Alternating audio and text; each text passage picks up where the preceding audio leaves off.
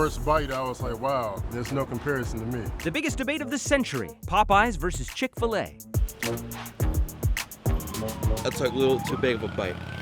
Who has the best chicken sandwich? Popeye's chicken seems to be a little more robust. It compares nothing to Chick-fil-A. I like the fact that I can get it on Sunday. Chick-fil-A's chicken sandwiches are like my love. We took the debate to Atlanta, otherwise known as Ground Zero, home of Chick-fil-A. So we had our staff blind taste test both sandwiches to see which ones they liked best. You want to cheers? Yeah, cheers. This has a lot of other stuff going on with it. Very chickeny. The pickle is almost more like cucumbery. Batter to meat ratio is really high. Definitely Popeyes. Popeyes. Yeah, we should for sure. The pickle's different. Hey, I'm get gonna a have pickle. to taste it again though, just to be sure it's lunchtime. I think based on the bread, it's Chick-fil-A. I think it's Chick-fil-A. It's really dry though. Pretty good, but Y'all were wrong. No. Really? The first was Popeyes. Whoa! The verdict?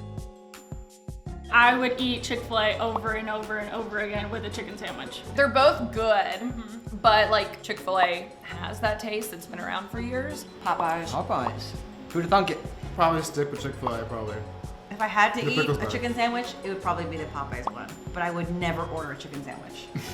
Can I say something blasphemous for someone born and raised in Georgia though? Just the chicken alone, Popeyes is more moist. Chick-fil-A is a little dry. I wouldn't say one is better than the other though. You know? Agree, Right, agree. Yeah. But I definitely would stop at Popeyes occasionally for a chicken sandwich. For sure. Hey, thanks for watching. If you like this video, check out these other videos from USA Today to stay up to date with all the latest news.